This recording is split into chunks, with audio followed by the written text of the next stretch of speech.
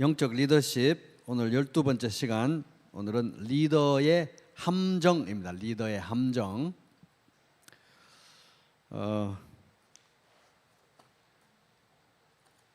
해마다 수많은 리더들이 경솔하고 미련한 선택으로 자신의 직업과 조직과 가정을 파탄으로 몰아넣고 있다. 명예가 실추되고 평판이 나빠진 굴욕적인 리더의 행렬이 대중매체에 끝없이 이어지면서 사회의 환멸은 갈수록 더해간다.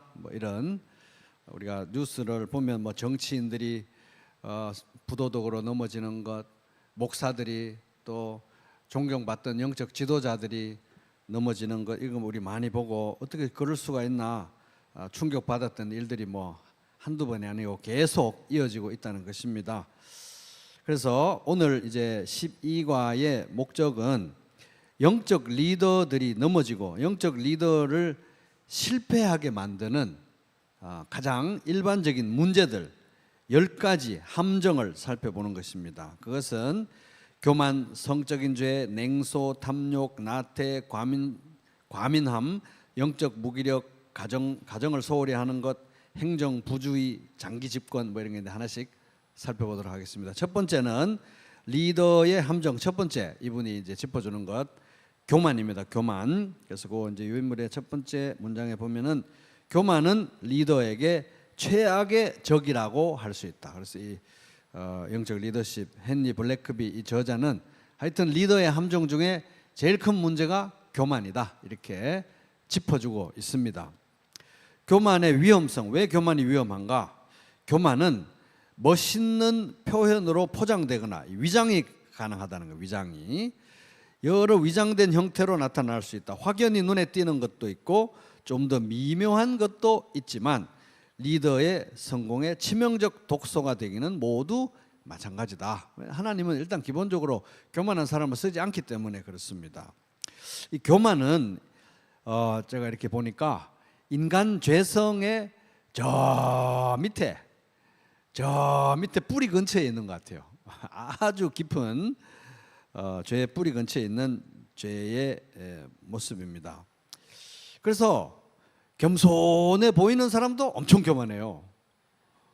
교만해 보이는 사람은 물론 교만하고. 그래서 모든 인간이 다 교만합니다. 겸손했다면은 하나님 잘 믿었겠죠. 자기가 하나님 안 하고. 겸손하다면 하나님 인정하는 삶을 매일 살겠죠. 겸손하지 않으니까 그런 것입니다. 겸손했다면, 인간이 만약 겸손하다면 10계명의 제1계명 첫 번째 계명이 너는 나 외에 다른 신들을 내게 두지 말라, 이런 명령 안 하셨을 거예요. 맨날 우리가 신이 되려고 하니까, 내가 최고가 되려고 하니까, 하나님보다 위에 있으려고 하니까 우리 교만한 것입니다.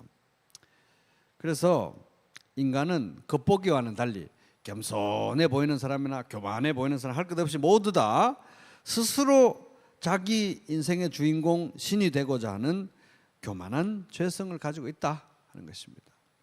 그래서 구원받은 삶의 본질이 갈라디아서 2장 20절 이제 내가 죽고 내가 앉아있던 그 왕의 자리에 예수 그리스도가 왕이 되는 그것이 바로 구원받은 삶의 본질로 이렇게 말하고 있는 것입니다.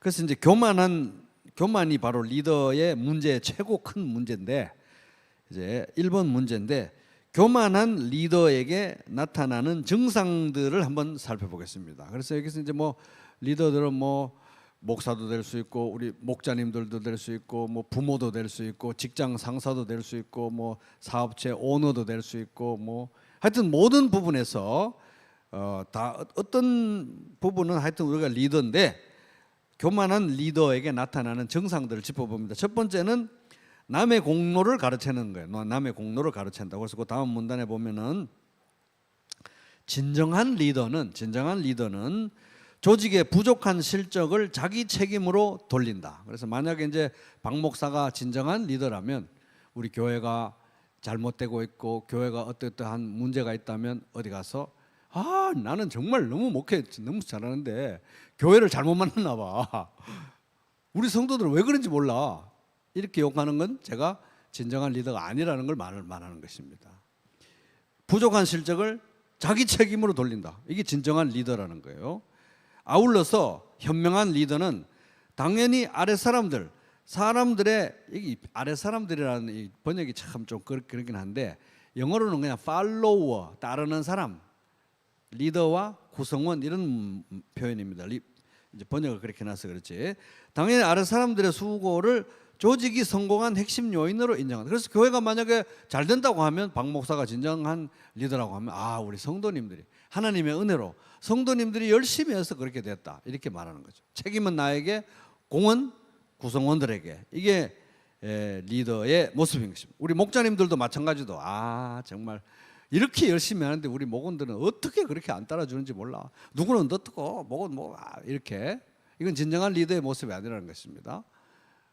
가정교회가 잘 안 되는 건 내 책임으로. 가정교회가 모처럼 뭐가 잘 됐다.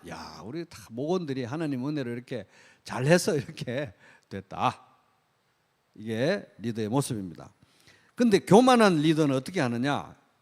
교만은 리더를 유혹해서 조직이 성공한 공로를 혼자 독식하게 한다. 만약 교회가 막 부흥을 했어요. 그럼 박 목사가 이게 다 내가 목회를 잘해서 이런 게 된 것이야. 이렇게 공을 제가 독식하는 것이 아주 못난 교만한 리더의 모습이다.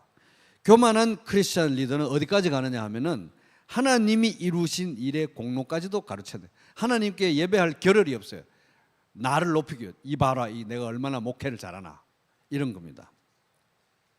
영적 리더는 하나님의 종인데도 불구하고 하나님이 마치 자기 종인 것처럼 내가 경영을 잘하고 하나님의 내가 부탁한 대로 다 해주셔가지고 우리 교회가 이렇게 잘 됐다 이런 식이라는 겁니다.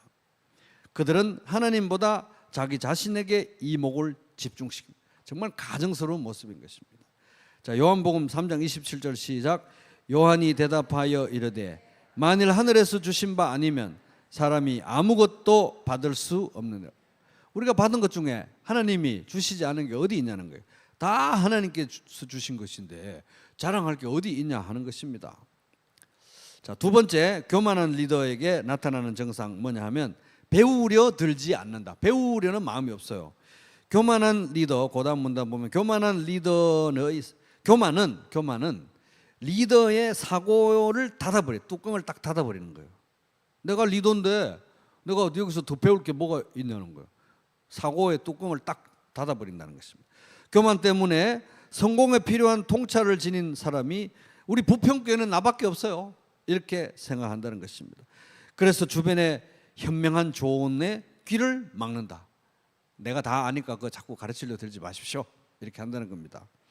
교만한 리더는 자신의 의견을 또 반대로 남의 말은 안 들으면서 자기의 의견을 적극 받아들이지 않으면 용납을 못해요. 견디지를 못하는 것입니다. 그러다 보니까 좋은 의견들과 좋은 어떤 생각들이 이제 흘러가지 못하니까 막강한 잠재력을 지닌 기회들을 스스로 걷어차 버린다는 거예요. 리더 스스로 걷어차 버린다 이거예요. 배우려는 마음이 없기 때문이다.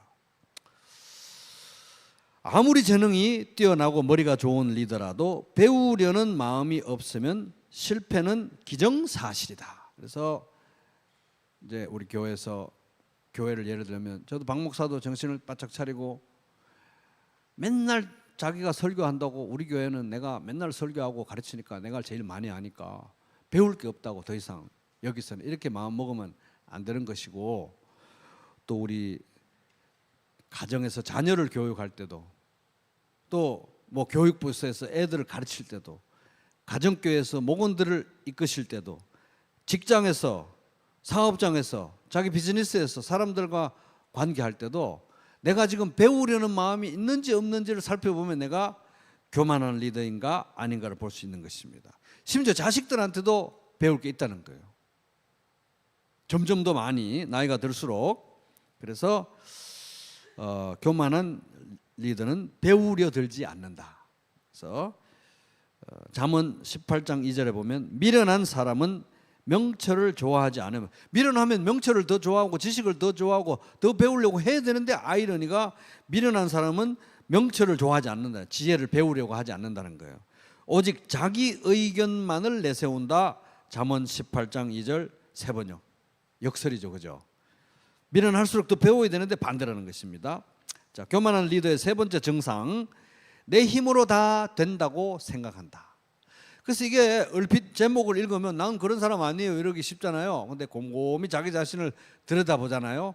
굉장히 위장된 아주 교묘한 모습으로 이러한 일들을 우리가 행하고 있는 것을 금방 발견할 수 있습니다. 세 번째는 내 힘으로 다 된다고 생각한다. 그래서 교만에 눈멀어 자신이 전적으로 하나님의 은혜와 사람들의 지원에 의존하고 있다는 사실을 망각한 리더는 결국 낮아지게 되어 있다. 이게 내가 얼마나 이 함께하는 성도들에게 기대고 있고 이들의 도움이 필요하고 이들을 의지하고 있는지 이걸 잊어버리고 다 이거 내가 목회 잘해서 그런 거야 이렇게 생각하면 넘어지는 날이 곧 오게 되어 있다.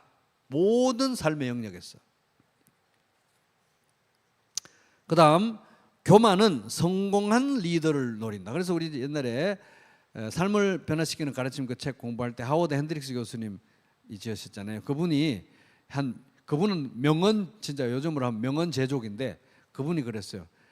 어떤 학생에게 나는 네가 실패하는 것보다 네가 성공하는 게 더 두렵다 그렇게 말을 했대요. 그래서 교만은 누구를 타겟으로 하느냐? 뭐 좀 잘 되는 리더들을 타겟으로 하느냐. 성공한 리더를 노린다. 교만한 리더는 뭐가 잘 됐으니까 이거저거 일이 잘 풀리니까 보세요. 여기 문장이 아주 기가 막힙니다. 교만한 리더는 하나님의 말씀에 열성적으로 절박하게 하나님 말씀에 매달리고 순종하지 않아도 된다고 생각하는 거예요. 왜? 일이 잘 되고 있으니까. 그죠? 희한하죠? 그래서 리더는 자기가 가장 강한 분야, 최대 강점 분야로 보이는 곳에서 가장 취약하다. 리더는 강한 부분에서 실은 약하며 성공의 정점에서 가장 실패하기 쉽다. 이 굉장히 통찰력 있는 문장이에요. 나 뭐 이거 그 달라스에서 박사과정 해서 성경 강의를 박사과정 밟았기 때문에 이 성경 강의하고 성경 뭐 해석하고 이거는 모자라지 않아 어디 돼도. 여기가 제일 약점이라는 거예요. 약점. 희한하죠. 여기가 제일 약점이라는 거예요. 자기가 강하다고 생각하는 부분에서 가장 실패하기 쉽고 가장 하나님이 성령의 역사로 맺어주는 열매가 가장 안 열리기 쉽다는 겁니다. 고린도후서 12장 9절 그러나 그분은 내게 말씀하셨습니다. 내 은혜가 네게 족하다. 왜냐하면 내 능력이 하나님의 능력이 약한 데서 온전해지기 때문입니다. 이러므로 나는 내 약한 것들에 대해서 크게 기뻐하고 자랑할 것입니다. 이는 그리스도의 능력이 내게 머물게 하기 위함입니다. 그래서 바울은 내 능력이 빛나고 보세요. 내 능력이 얼마나 대단한가. 성경 해석 대단하지 않아요? 이런 게 드러나는 게 중요하지 않고 하나님의 능력이 드러나는 게 중요했다는 거예요. 그래서 차라리 나는 내가 약하고 하나님의 능력이 나타나서 진짜 열매 맺는 게 더 좋지. 내가 폼 나는데 맨날 열매는 없어요. 그런 쭉정이 같은 그런 삶은 난 살고 싶지 않다. 이렇게 했던 것입니다. 나는 약한 걸 자랑할래. 약한 데서 성령의 열매가 맺히는 건 그런 인생 살고 싶어. 내가 폼 좀 안 나도 돼. 이런 생각이었던 것입니다.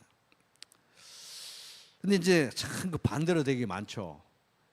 성령의 열매, 위로부터 오는 열매 없더라도 내가 폼이 나고 내 능력이 드러나고 내가 얼마나 대단한지 나타나는 걸 지독하게도 원하는 게 우리의 교만한 죄성이라는 것입니다. 이 교만은 또 나이하고도 관계없어요. 젊은 사람들이 교만할까요? 연세 드신 분들이 교만할까요? 다 교만합니다.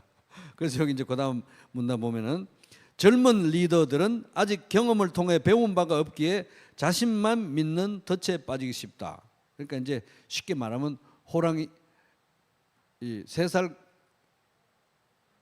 그 강아지가 법 무서운 줄 모른다고. 하루 강아지가 법 무서운 줄 모른다고. 세상 무서운 줄 모르는 거예요. 이제 경험한 바가 없기 때문에.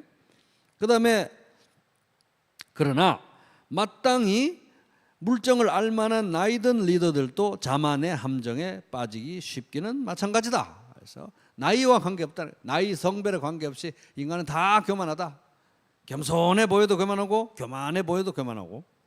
자, 그다음 교만한 리더들의 증상 네 번째는 사람을 불쌍히 여기는 마음이 없어진다.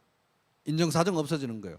목원들이 더 이상 목자님들인데 목원들이 불쌍해지지가 않아요. 불쌍해 보이지가 않아요. 어우 정말 해도 너무한다 이런 생각만 들지 불쌍한 마음이 없어지는 거예요.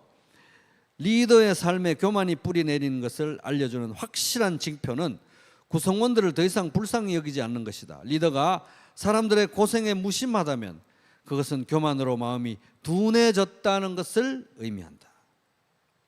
아유 얼마나 힘들면 그랬겠어 이런 마음이 이제 사라지고, 아니 도대체 몇 번 말을 했는데 그런 거야, 이런 것만 남으면 내가 교만해진 것입니다. 내가.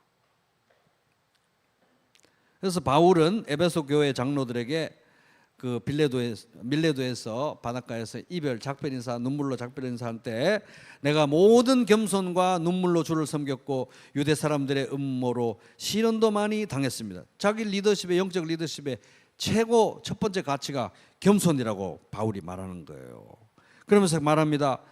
고린도후서 11장 28절 29절 그 밖의 것은 제쳐놓고서라도 모든 교회를 염려하는 염려가 날마다 내 마음을 누르고 있습니다. 누가 약해지면 나도 약해지지 않겠습니까? 누가 넘어지면 나도 애타지 않겠습니까? 이런 사도 바울의 겸손은 어디에서 왔을까요? 우리 그 다음에 사도행전 20장 28절 세 번째로 같이 읽겠습니다. 시작. 여러분은 자기 자신을 잘 살피고 양떼를 잘 보살피십시오. 성령이 여러분을 양떼 가운데 감독으로 세우셔서 하나님께서 자기 아들의 피로 사신 교회를 돌보게 하셨습니다. 이 마음에서 온 것입니다.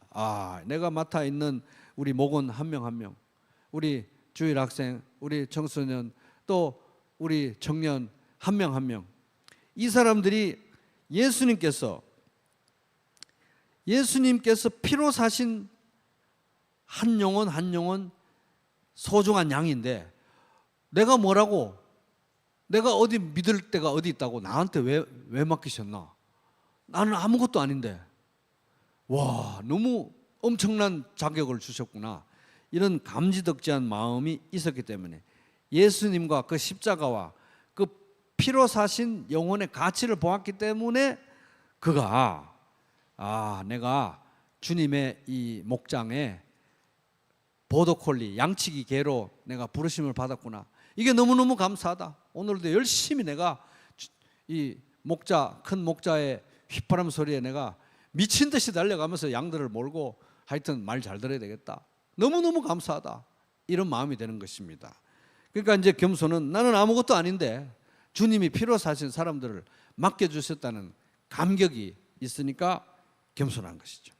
그래서 겸손은 내가 아무것도 아니라는 현실 인식에서 출발합니다. 그 다음 그 문단은 제가 토마스 아켄피스라는 분이 쓴 그리스도를 본받아, 옛날에 우리 한번 부교절 도서 상품으로 나간 적 있죠.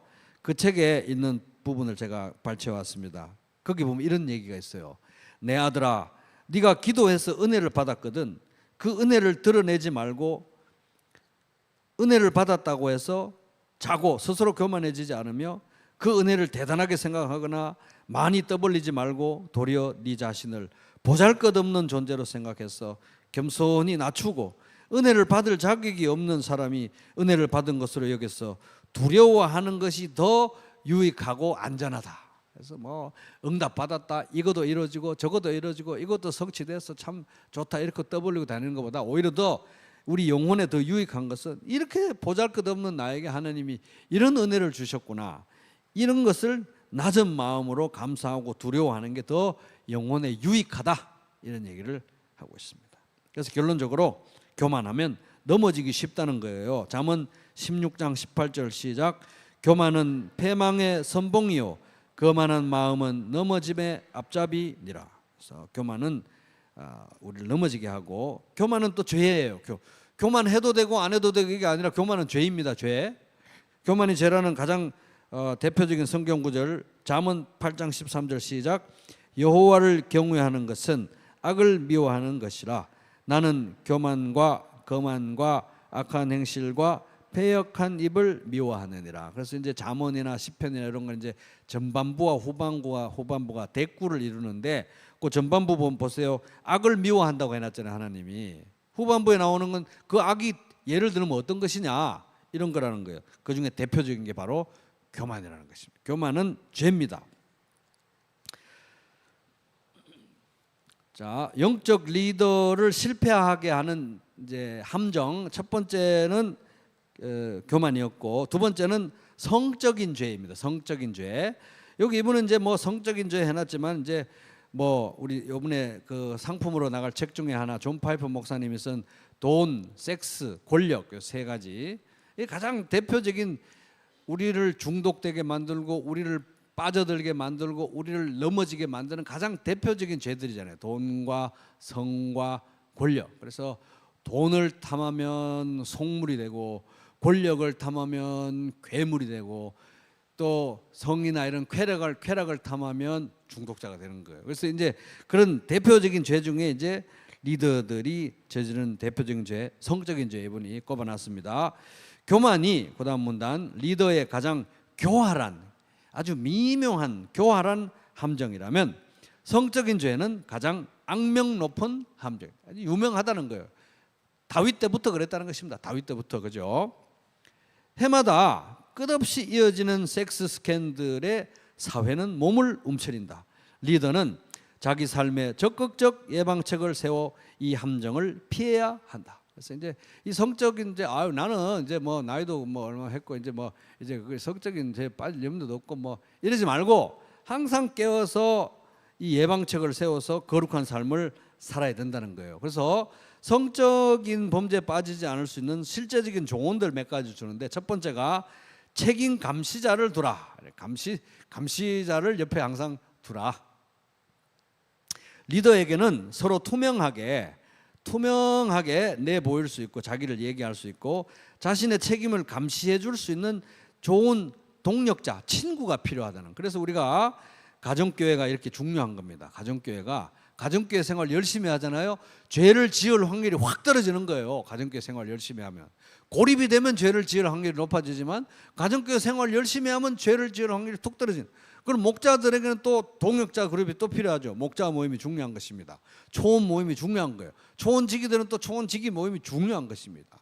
그런 모임을 통해서 동력 관계를 견고하게 만들어 놓는 것이 나의 범죄 확률을 확 떨어뜨린다. 나는 죄 지을 확률이 없어 이런 사람 없기 때문에 다 그렇다는 것입니다.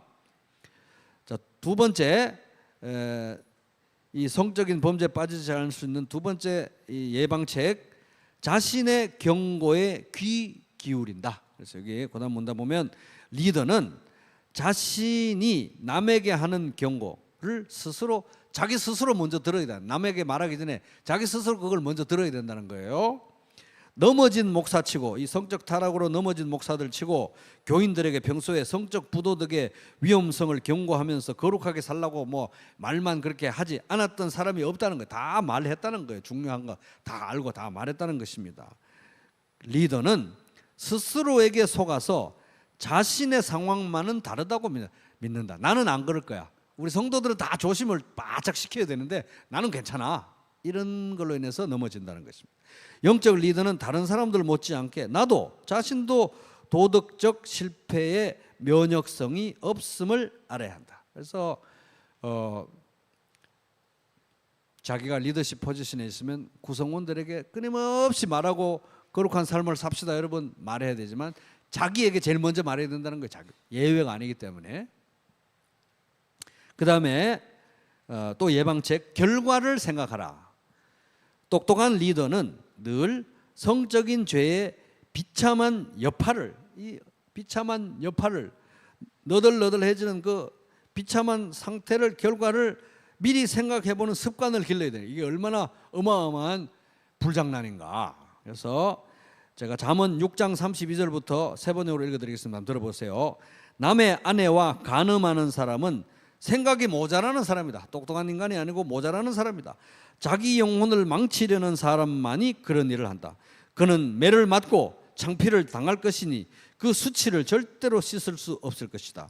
그의 남편이 질투에 불타서 복수하는 날 조금도 동정하여 주지 않을 것이다. 인정사정 없이 복수할 것이다. 어떤 보상도 거들떠 보려고 하지 않을 것이며 아무리 많은 위자료를 갖다 주어도 받으려 하지 않을 것이다. 한마디로 말하면 패가 망신하게 된다는 것입니다. 이 끔찍한 결과를 생각하고 내가 지금까지 이렇게 열심히 살았는데 한 방에 날아가는구나 이걸 생각하고 늘 조심해야 된다 하는 것입니다. 제가 예전에 이제 수원에 살 때 그 남문에 이제 그 약간 도심지니까 그 번화가를 이제 걸어가는데 그때 우리 유은이가 어릴 때 초등학교 뭐 한 3, 4학년? 근데 이제 그 번화가를 걸어가는데 그 무슨 가게 앞에 그 좀 선정적인 그 그런 광고판이 있었어요. 사람 모습으로. 근데 셋이 이렇게 걸어가는데 우리 유은이가 아빠 눈이 그쪽으로 돌아간 걸 봤나 봐요. 그러더니 갑자기 아빠 뭐 봐? 이러는 거예요. 그래서 제가 얼마나 화들짝 놀래가지고 야 앞으로 내가 만약에 이런 종류의 죄를 지으면 얘가 제일 무섭겠구나. 아내도 무섭지만 얘한테 정말 엄청난 충격파가 가겠구나.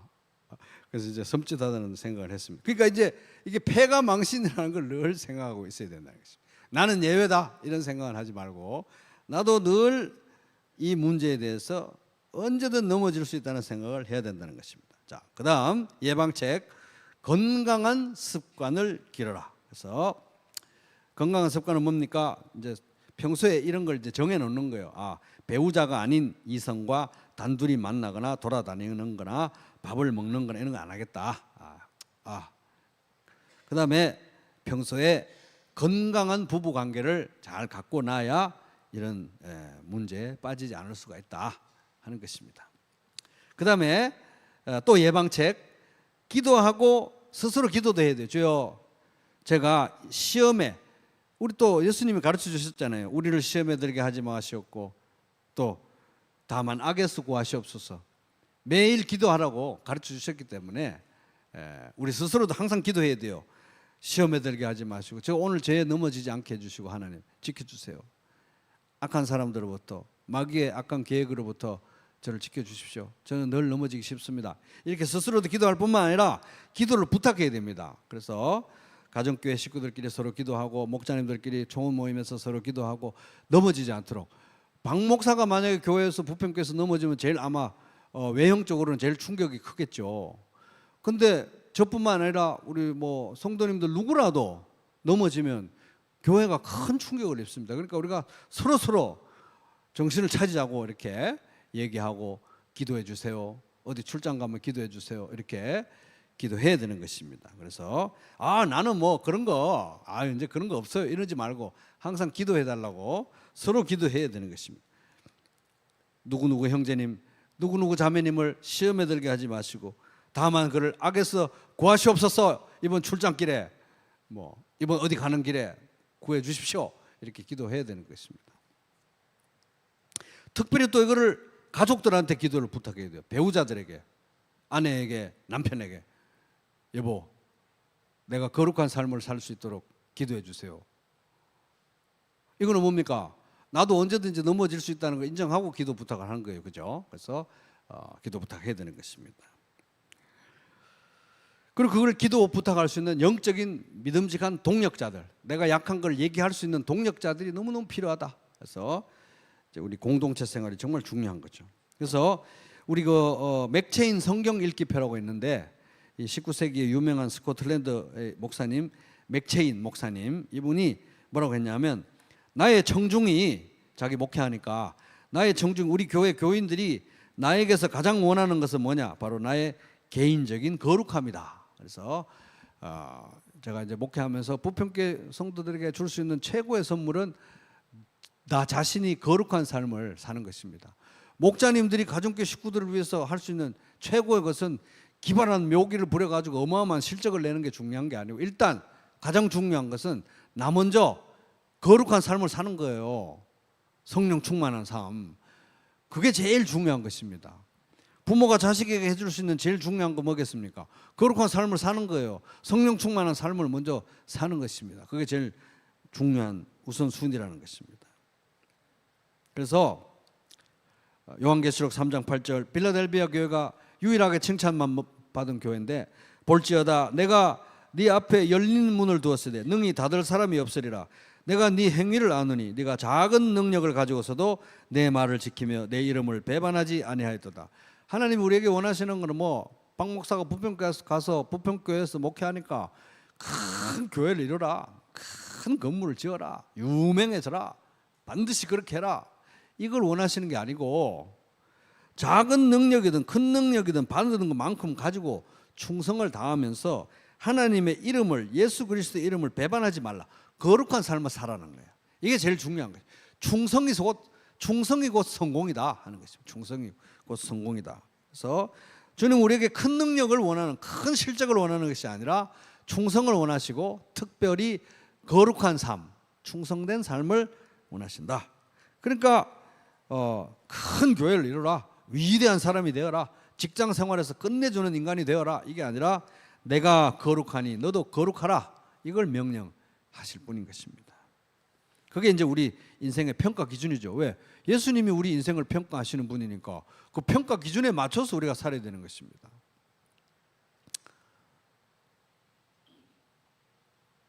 그래서 내가 지금 나이가 몇 살인데 이 정도 나이 되면 이 정도 실적을 이뤄야 되는 거 아닌가, 뭐 이런 거 가지고 강박관념을 느끼고 어떻게든 막 무슨 수단을 써서든지 뭔 결과를 만들어내려고 애를 쓰고 이러지 말자는 거예요. 그런 거 하다가 스트레스 받아가지고 거룩한 삶에서 이게 딱 스텝이 꼬이면 이게 말짱 그게 된다는 것입니다. 그래서 우리는 거룩한 삶을 사는 게 더 중요하다. 충성된 삶을 사는 게 더 중요하다. 자, 영적 리더를 실패에 빠지게 만드는 10가지 함정 중에서 세 번째는 냉소입니다. 냉소 따라보겠습니다. 냉소. 자, 그다음 문단 보면 리더십은 사람을, 요거는 이제 우리 목자님들 특별히 많이 동감되실 줄로 믿습니다. 리더십은 부모들도 다 동감돼요. 부모들도 보세요. 리더십은 사람을 다루는 일이다. 사람은 언제나 실망을 주는 법이다. 장기간 리더의 자리에 있었다면 누구나 부정적인 사람, 게으른 사람, 무능한 사람을 대했을 것이다. 부당한 비난도 피할 수 없다. 욕설을 퍼붓거나 동기를 의심하고 비판하는 사람들을 만나기 마련이다. 다 이런 사람들 만나보셨죠? 지금까지 살면서. 이런 경험이 조금이라도 있다면 이제 이게 그거에 대해서 우리가 어떻게 반응하느냐가 중요한데, 참 슬프게도 이런 일을 당하면 내 마음이 강팍해지는 거예요. 내 마음이 강팍해지고 냉소적이 될 소지가 있다. 이게 참 그런 일을 당한 것도 마음이 아픈데 그런 일 때문에 내 마음이 강팍해지고 냉소적이 된 게 이게 더 불행한 일이라는 것입니다. 마귀가 제일 기뻐하는 불행한 일입니다. 하지만 환경과 달리 마음의 태도는 전적으로 자신의 통제하에 있다. 우리가 그렇게 냉소적으로 이렇게 강팍해지지 않을 수 있는 길이 있다는 것입니다.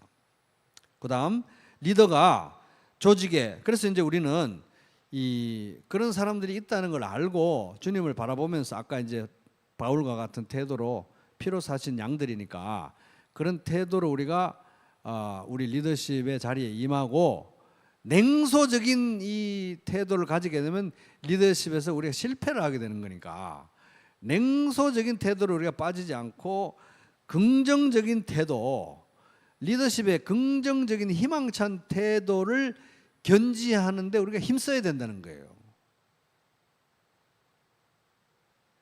그러지 않겠습니까? 건강한 태도, 긍정적인 태도, 희망찬 태도를 리더는 항상 견지해야 된다. 그래서 그 다음 문단 보면 리더가 조직의 문제점과 약점에만 초점을 맞춘다면 사람들의 관심도 항상 그 부위로 쏠리게 되었다. 이상하게요, 자녀들 키우다 보면 엄마 아빠가 딱히 뭐 말을 안 해도 애들은 엄마 아빠가 관심이 어디 있는지 다 알고 뭘 중요하게 생각하는지 다 알고 어디를 바라보고 있는지 다 알아요. 마찬가지입니다. 목회도 마찬가지입니다. 제가 담임 목사로서 목회하는 것도 그렇고 우리 목자님들이 목회하는 것도 그렇고 가정에서 직장에서 어디서든지 리더십 위치에서 내 속 생각은 리더가 뭐를 제일 중요시하고 어디를 바라보고 있는지는 희한하게 다 나타나게 돼 있는데요.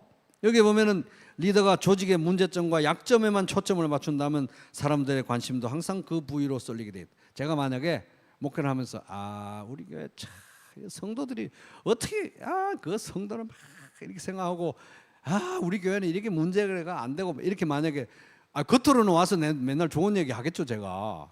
근데 속으로 만약에 그런 생각을 하고 있다면 묘하게 우리 교회 식구들도 그런 쪽으로 눈을 돌리게 돼 있다는 거예요.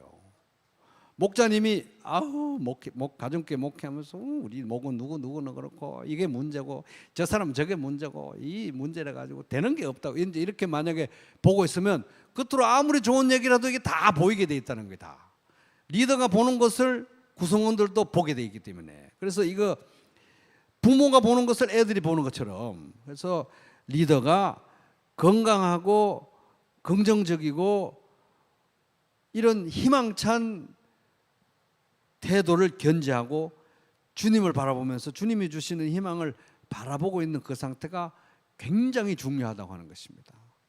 그래서 여러분, 저도 많이 약하기 때문에 저도 항상 예수님을 바라보면서 항상 우리 교회를 향한 주님의 긍정적인 뜻, 희망찬 뜻, 하나님이 하시고자 하시는 그거를 제가 바라볼 수 있도록 또 우리 성도님들도 저를 위해서 많이 기도해 주시기 바랍니다.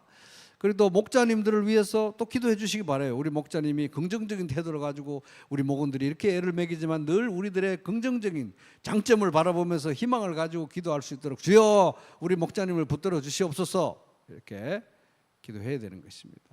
긍정적인, 우리 냉소적인 리더로 전락하지 않기 위해서 긍정적인 견해를 붙들어야 된다. 그래서 부정적 리더는 결국 부정적 조직을 낳고 냉소적 리더는 냉소적 추종자들을 키운다. 사람을 믿지 않는 리더 밑에서 잠재력을 실현할 수 있는 사람이 어디 있겠는가? 리더는 절대로 냉소적 태도에 빠져서는 안 된다. 이게 얼마나 치명적인 거는 자녀를 키우면서 지 애비 닮아가지고 참 하는 짓이 아주 참 가관이다, 가관이야. 너는 아주 앞으로 뭐 될 수가 없겠다. 겉으로는 그렇게 말 안 해도 속으로 만약에 그랬다고 하면 애가 그걸 그 엄마의 그 얼굴 표정을 딱 보고 자라는 거예요. 자기 그대로 정체성이 형성되는 것입니다. 그런데 호석이 니는 최고야. 우리 동네에서 제일 잘생겼어. 이렇게 엄마가 봐주면 자기가 다리도 짧고 어깨도 별로 안 넓은데도 제일 잘생겼다고 생각하는 거예요. 자기가. 그 봐주는 그 시선이 제일 중요한 것입니다. 우리 리더십 위치에 있는 사람들은 서로를 그렇게 봐야 되고, 특별히 우리 교회 식구들은 밖에서는 다 맨날 김씨, 이씨 우리가 이런 대접을 받더라도 교회에 와가지고는 예수님이 당신 안에 있으니까 당신은 최고의 인생을 살게 될 거예요. 예수 그리스도 안에서. 이런 시선으로 우리가 봐줘야 되는, 말만 나이스하게 한다고 중요한 게 아니라 정말 진심으로 당신은 예수님 때문에 최고의 인생을 살게 되실 것입니다.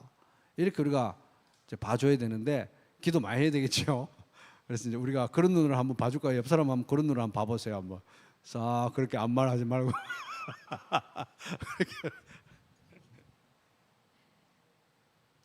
그런 눈으로 우리가 보는 게 정말 중요하다 하는 것입니다. 그래서 리더는 절대 냉소적인 태도를 가지만, 목자님들 그거요 다 해봤는데 우리 가정교회 안 돼요. 다 해봤어요. 안 돼. 이 말은 이제 우리 문장에서 지워버려야 돼요. 이번에 될지 어떻게 합니까? 다 해봤는데 안 돼요. 이런 말은 이제 지워야 된다. 알겠습니다. 그래서 여기 고단 문답은 소위 경험에서, 그걸 이제 고급지게 이분이 이렇게 표현했어요. 경험에서 나온 현실론. 이게 이제 다르게 말하면 그거 다 해봤는데 안 돼요. 이게 이제 경험에서 나온 현실론인데, 사실상 그것은 세월과 함께 골마버린 냉소적 태도이다는 거예요. 그거밖에 안 된다는 거예요, 사실은.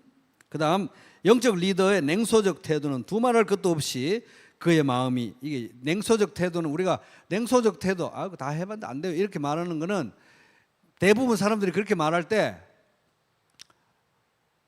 나는 그걸 잘 알고, 나는 똑똑하고, 나는 당신들보다 나아요, 이런 취지로 자기가 말을 하는 거거든요. 그게 자기가 더 낫다는 생각으로, 이런 걸 안 된다는 걸 알고 있는 나는 얼마나 훌륭한 사람인가, 이런 취지로 말을 하는데, 그 영적 진단을 합니다. 영적 리더의 냉소적 태도는 두말할 것도 없이 그의 마음이 사실은 하나님에게서 멀어진 거예요. 하나님에게서 소망을 두고 소원을 두고 행하시는 하나님에게서 멀어지니까 마음의 소원이 사라진 것입니다. 또 약속을 이루시는 하나님의 능력을 못 믿으니까 저 형제 자매에게 주신 하나님의 약속은 나는 못 믿겠어.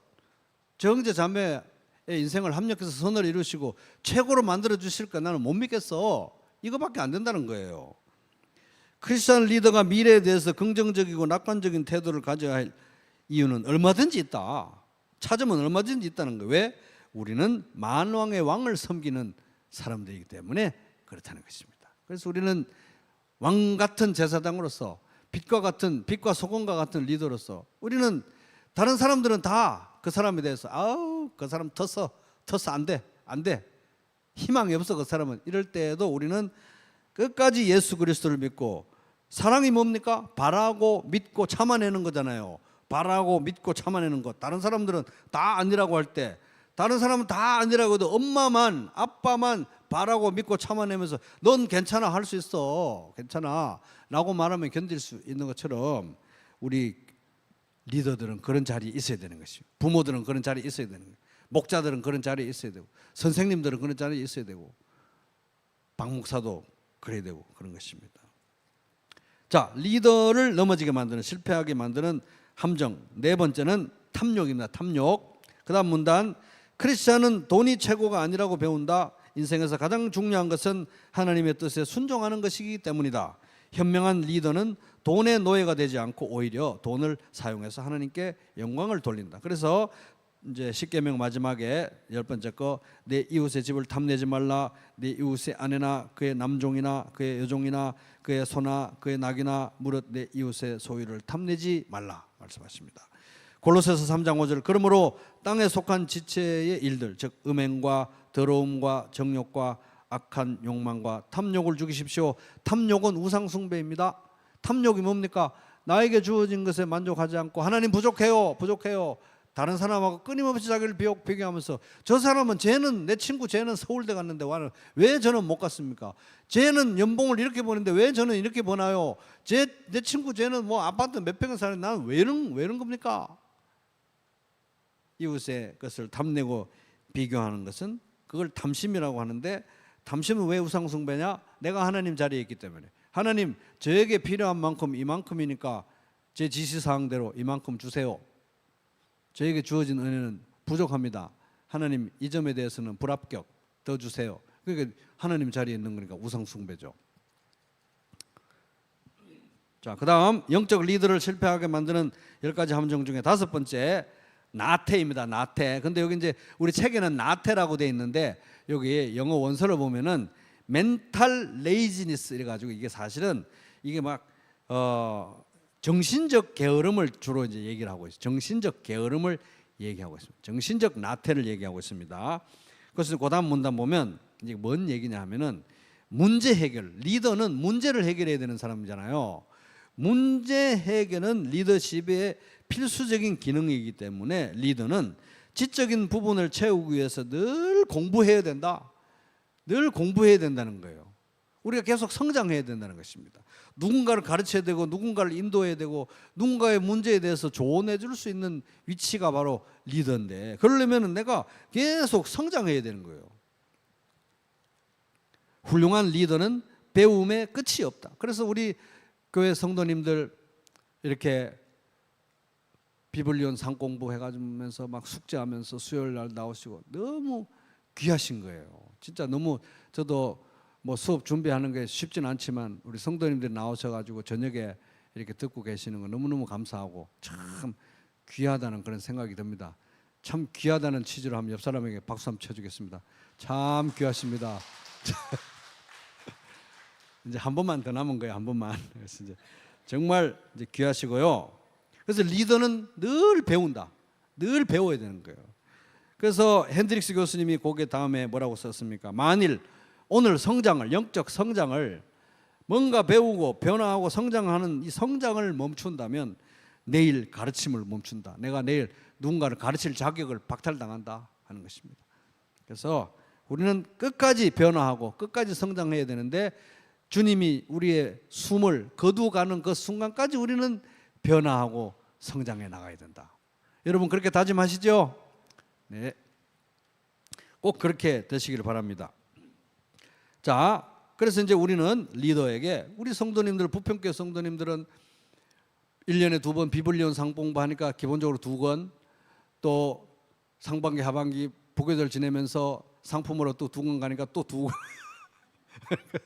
이 대한민국의 사람들이 1년에 책을 뭐 한 권도 안 읽는 사람이 많다는데, 요 부평교회 생활은 너무 피곤해요. 부평교회 생활하기, 교회 생활하기가. 그래서 책을 막 계속 읽어야 돼요. 공부도 해야 되고 숙제도 해, 토의도 해야죠. 써내야지. 이러니까 이게 얼마나 좋으냐 이겠습니다. 그래서 우리 리더에게는 이런 질문을 할 수 있습니다. 무슨 책을 최근에 읽으셨나요? 이렇게 물을 수 있어야 된다는 거예요. 리더에. 근데 우리 교회 식구들은 다 최소한 1년에 서너 권을 읽으니까 최근에 무슨 책을 읽었습니까? 이렇게 물어볼 수 있다는 거예요. 그래서 진정한 리더라면 현재 지금 읽고 있는 책의 내용을 금방 말해줄 수 있어야 되는 거예요. 아이고, 책을 읽어본 지가 뭐 한 몇 년이 지나가지고 책 잡아본 지 오래돼서 뭔 책을 읽는 그런 질문을 좀 당황스럽습니다. 이러면 안 된다는 거예요. 또 영적 리더는 늘 자신이 읽는 내용, 책만 읽는다고 중요한 게 아니라 난 책 원래 30권 읽었는데요, 뭐 50권 읽었는데 이런 게 중요한 게 아니에요. 영적 리더는 읽는 내용을 성경의 영원한 지혜에 비추어서 평가해요.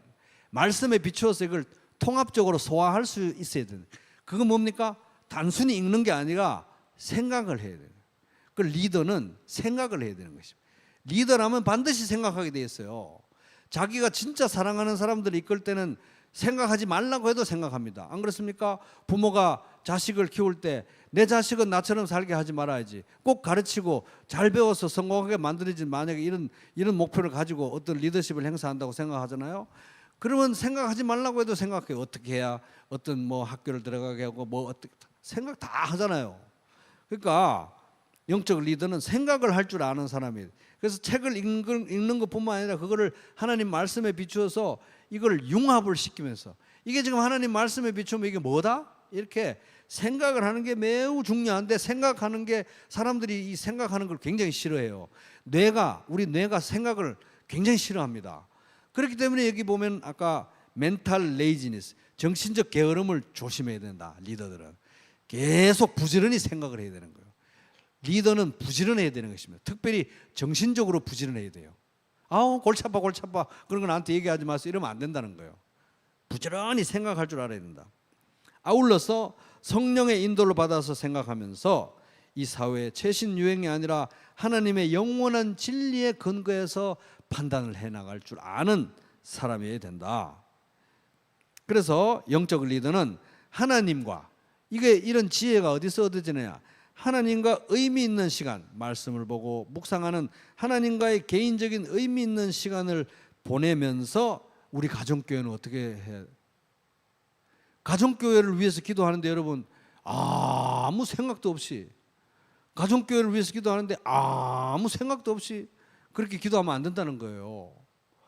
골똘히 생각하면서 우리 가정교회는 어디로 도대체 나가야 됩니까? 지금 이러이러한 상황인데 도대체 어디로 나가야 됩니까? 주님, 나가야 됩니까? 저 자매는 저렇게, 우리 목원이 저렇게 축 처져 있는데 도대체 어떻게 해야 살릴 수 있습니까? 고민하면서 기도를 해야 되는 거예요.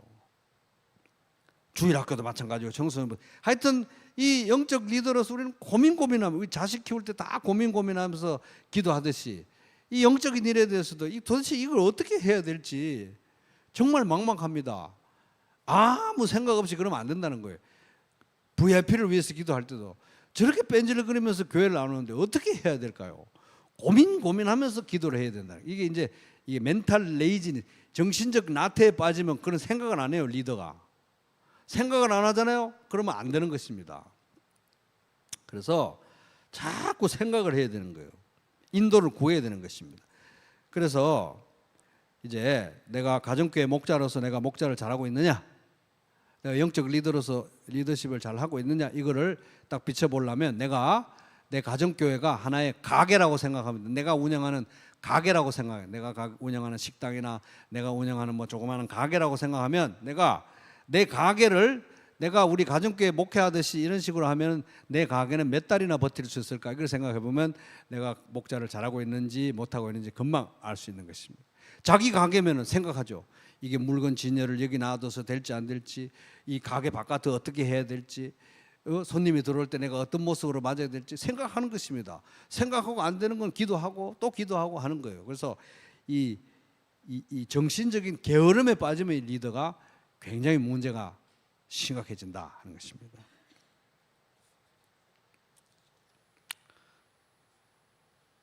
그 생각은 그런 생각은 그 돈 받고 목회하는 박 목사나 해야 되는 거 아닙니까? 우리는 돈도 안 받는데. 그래서 목자님들이 상급이 더 크실 거라고 저는 봐요. 천국에 가면. 그래서 우리 목자님들은 사례비도 안 받고 이렇게 열심히 목회하시니까 우리 목자님들 하나님께서 하나님 나라와 의를 먼저 구하는 자들의 복으로 크게 복 주실 줄로 믿고 또 늘 저도 그렇게 기도하도록 하겠습니다. 생각을 해야 되는 것입니다. 생각. 그 다음에 현명한 리더는 공부는 물론 자기 삶에서 일어나는 사건들을 통해서도 배운다. 어떤 일들이 일어나면 그냥 일어났구나 넘어가는 게 아니라는 거예요. 큰 사건이 일어나면 그것을 충분히 생각하고 그 경험으로부터 배운다. 위대한 리더는 사고하는 자다. 생각하는 자다. 내가 정말 사랑하는 사람들 이끌잖아요. 생각하지 말라고 해도 생각합니다. 골똘히 생각합니다. 진짜로 생각합니다. 그래서 내가 영적으로 돌보고 맡아가지고 이끄는 사람들을 위해서 여러분 진짜 고민하고 생각해야 돼요. 위대한 리더는 생각하는 사람입니다. 바울의 표현대로 마음을 새롭게 함으로 변화하는 자다. 학습과 평가를 멈추지 않기 때문에 그의 성장도 멈추지 않을 것이다. 계속 생각하니까 창의력이 나올 수밖에 없는 것입니다. 그 다음 영적 리더를 실패하게 만드는 6번째 문제, 과민성입니다. 과민, 예민한 거예요. 과민성, 과민하다. 그래서 이제 이분이 말하기를 비판을 소화할 수 없다면 리더는 자격이 없다. 왜? 비판받고 욕듣고 동기를 의심받는 것은 불쾌하지만 리더십의 자리에 있다면 불가피한 일이다. 자식들도 부모를 그렇게 흉보고 비판하고 욕하고 하는데 어떻게 영적 리더의 자리에 있으면서 이 비판을 피할 수가 있겠는가 하는 것입니다. 위대한 리더라도 비판을 피할 수는 없다. 사실 위대한 리더일수록 가장 매서운 비판을 당한다. 과단성 있는 행동을 취하면 반사적인 조치라고 비난을 받고 성급하다. 조심스럽게 행동하면 우유부단하다는 비판을 듣는다. 어떤 행동을 취하든 비난이 불가피하기 때문에. 그래서 예를 들어서 목자님들 자꾸 예를 들어서 죄송합니다만 이제 쉬우니까 목자를 하게 되면 반드시 목원들의 비난을 듣게 돼 있다는 거예요. 이 박 목사가 목회를 하면 성도들이 저를 비난을 안 할까요? 할까요? 반드시 비난을 받게 돼 있다는 거예요. 누군가는 비난을 하게 돼 있다는 거예요. 비난하는 사람이 없으면 제가 거짓 선지자겠죠. 반드시 누군가는. 비난 안 받는 리더는 없다. 비난 안 듣는 자식들에게 원망 안 듣는 부모가 없듯이 비난을 안 듣는 리더는 없다. 모두가 다 마찬가지라는 것입니다. 그래서 우리는 이 어떤 행동을 취하든 이 불가피한 이 비난에 대해서 우리가 무서워서 나 리더 안 할래 이러든지 아니면 하나님이 입증해 주시리라는 믿음을 가지고 주님이 가르쳐 주신 길로 밀고 나가든지 둘 중에 선택해야 되는 것입니다. 무조건 우리가 후자를 선택해야죠. 주님을 의지하고 앞으로 나가야 되는 것입니다. 그래서 그러면 적대적 비판자들의 근거 없는 이 원한과 비판에 대해서 우리가 어떻게 반응해야 되냐. 첫째, 거기 있는 내용대로 리더는 정직하게 누가 나를 비난하면 정직하게 자기 자신의 마음을 들여다보면서 저 사람의 비난이 정말 100% 터무니없는 것인가 살펴봐야 되는 거예요. 그리고 만약 그 중에서 1%라도 일리가 있다면 내가 스스로 반성하고 고치면 되는 것입니다. 둘째, 분명 내가 하나님께 순종했다면 리더는 자기 변호에 변명하면서 변호에 급급하고 연연할 필요가 없다는 거예요. 리더의 안전은 하나님의 인정이다. 그래서 하나님의 인정하심을 바라보고 나는 변함없이 꿋꿋하게 앞으로 나가면 되는 것입니다. 비난을 안 들을 수는 없기 때문에. 그래서 참된 리더는 자신의 인기보다 바른 일을 행하는 데 더 관심이 있다. 비판을 면하려는, 박 목사가 만약에 성도들의 비판을 면하기 위해서 그것이 동기가 되어가지고 맨날 목회를 한다면 하나님의 종이 아니라는 것입니다. 참된 리더는 하나님의 뜻을 구한 뒤에 치우침이 없이 그 길을 따라간다는 것입니다. 갈라디아서 1장 10절, 내가 지금 사람들을 좋게 하려고 합니까? 아니면 하나님을 좋게 하려고 합니까? 또는 내가 사람들에게 기쁨을 구하려고 애씁니까? 만일 내가 아직도 사람들에게 기쁨을 구하려고 애쓴다면 나는 그리스도의 종이 아닙니다.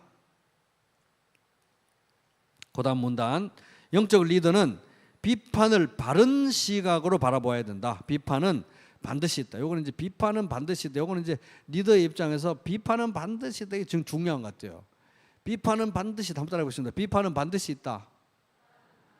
여러분, 자식들도 부모를 비판하는데 어떻게 비판 안 듣는 리더가 있을 수가 있겠습니까? 반드시 목자를 하든 뭐를 하든 반드시 비판은 있습니다. 비판은 반드시 있다는 거예요.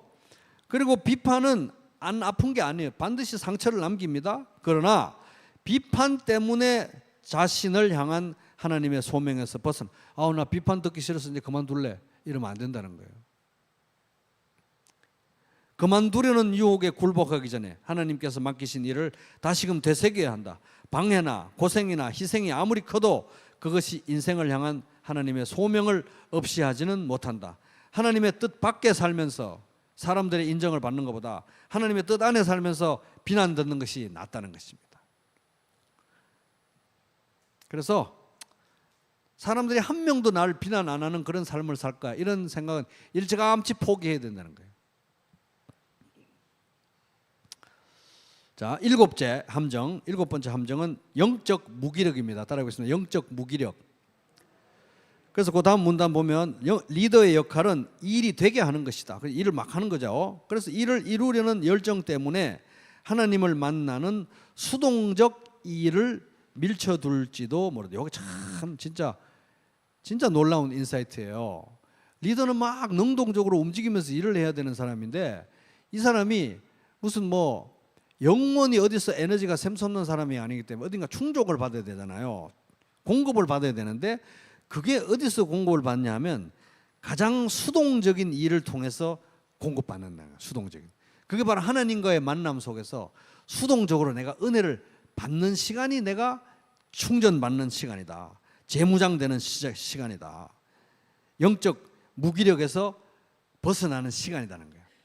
그래서 우리가 이제 그 핸드폰도 스마트폰도 막 엄청나게 활발하게 쓰다가 충전 딱 시켜놓을 때 수동적으로 충전시켜 놓잖아요. 그런 시간이 없으면 핸드폰 못 쓰듯이 우리도 충전의 시간, 수동적으로 하나님 앞에 앉아서 묵상하면서 말씀을 받고 기도하는 이 수동적인 충전의 시간이 절대적으로 필요하다. 영적 무기력에 빠지지 않기 위해서 그렇다는 것입니다. 이게 없는 것이 바로 영적 무기력의 근본 원인이 된다 하는 것입니다. 왜? 먹지 않는데 어떻게 일을 할 수 있냐, 기운을 낼 수 있냐 하는 겁니다. 그래서 분주한 일상 때문에 그리스도와 만나는 시간을 뒷전으로 밀쳐두는 것, 미뤄두는 것은 자신의 생명줄을 스스로 끊어버리는 것과 같다. 그래서 나는 포도나무요 너희는 가지라.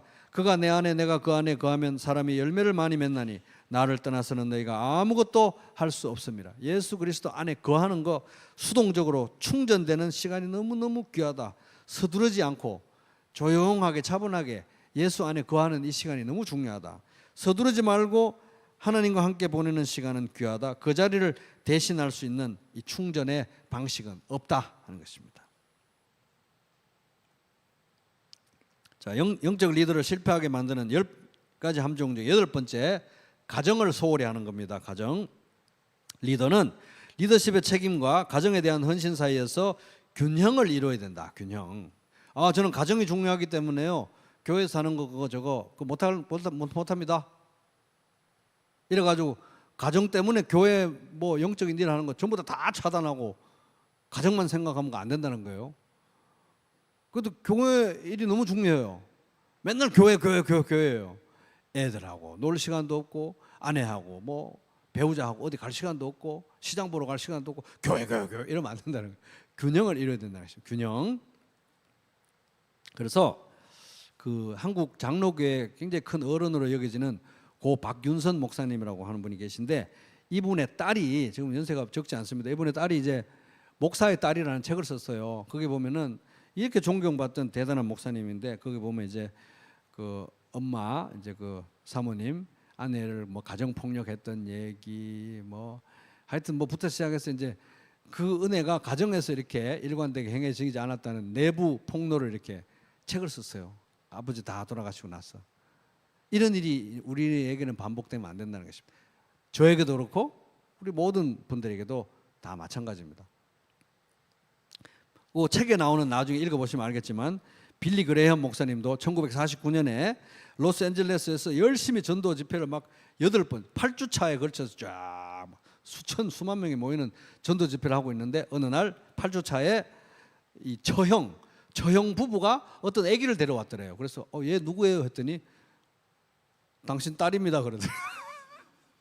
그래가지고 출산 때가 됐는데 그것도 잊어버리고 그냥 이런 일이 있으면 안 된다는 겁니다. 그래서 빌리 그레엄 목사님도 나중에 후회하면서 만약에 다시 되풀이해서 살 수 있다면 자기가 이걸 좀 덜 했으면 좋겠다. 덜 했어야 맞다. 이렇게 얘기했다고 합니다. 자, 그 다음에 영적 리더를 실패하게 만드는 10가지 함정 중에 9번째는 행정부주의. 따라해보겠습니다. 행정부주의. 행정부주의는 뭐냐 하면 이제 우리는 영적인 일을 하니까 행정적으로만 하는 거 이런 거 중요하지 않아. 이래가지고 행정적으로 하는 거는 막 정리도 안 하고 막 서랍 정리도 안 하고 책꽂이 정리도 안 하고 막 대충 막 쪼가리 여기저기 뭐가 어떻게 되는지도 그냥 대충 던져놓는 이런 건 안 된다는 거예요.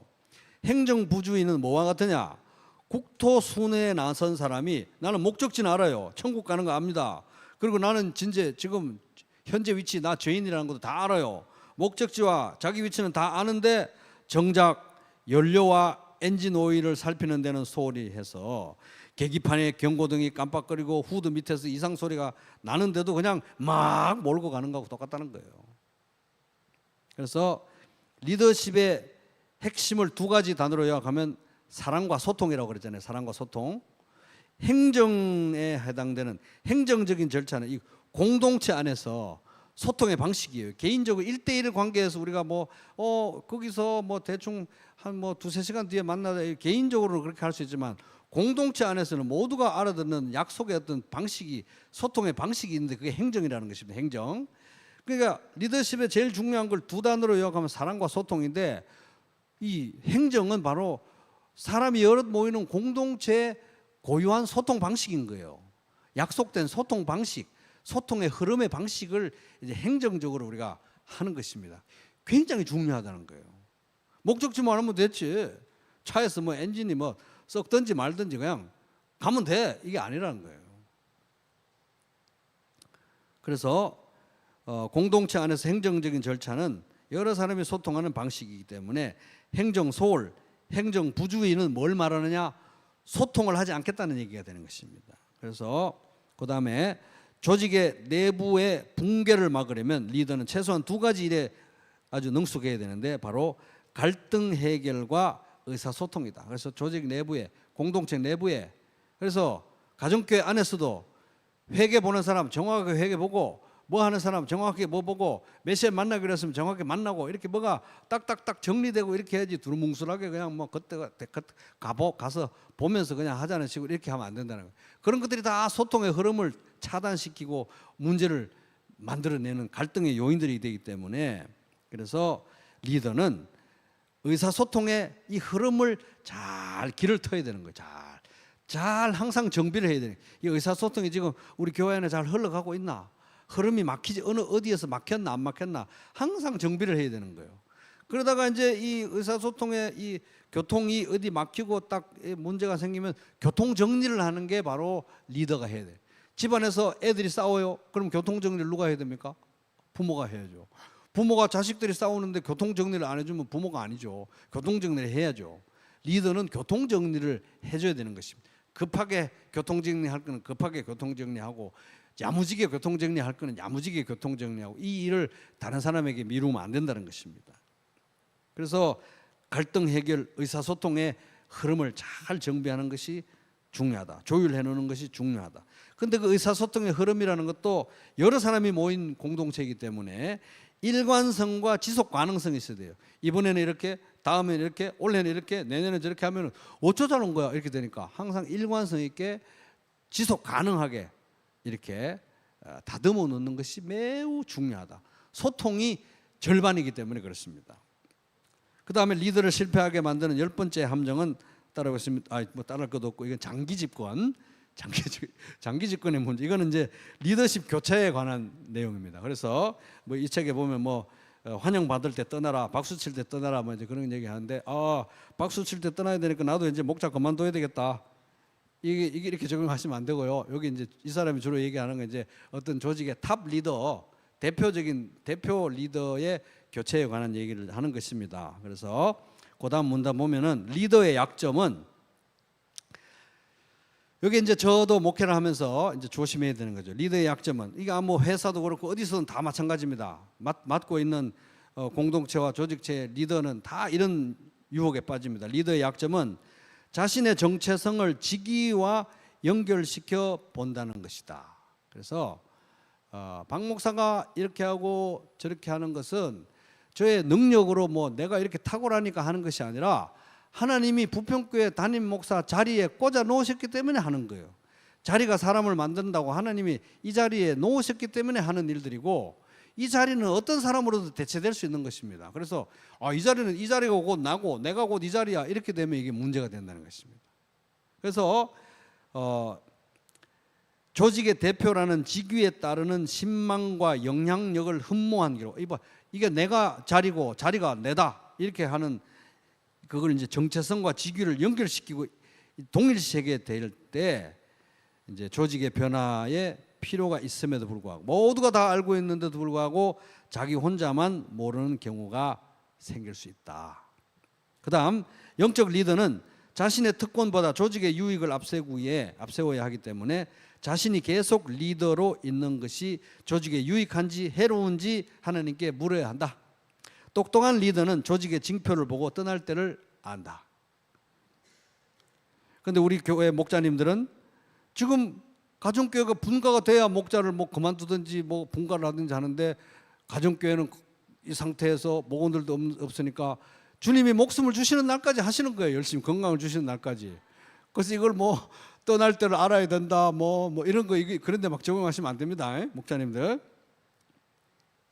그다음, 종종 지도자의 교체는, 요거는 제가 다른 책에서 오스왈드 샌더스에서 인용했습니다. 종종 지도자의 교체는 하나님께서 이루고자 하는 목표를 실현하기 위한 하나님의 다재다능함을 나타내는 기회가 된다. 그래서 박 목사가 막 교만해가지고 부평교회에서 나 같은 목사 앞으로 후임자 데려올 수 있겠어? 숨지는 날까지 계속해야 될 것 같아. 아무래도 이렇게 생각하는 게 얼마나 어리석은 거냐는 거예요. 여기 보면 리더십의 이항에 대해서 이렇게 막상 들어가 보면은 그 하나님께서 이루고자 하는 목표를 실현하기 위해서 하나님이 얼마나 능력이 많으시고 창의적이신지를 보게 된다는 것입니다.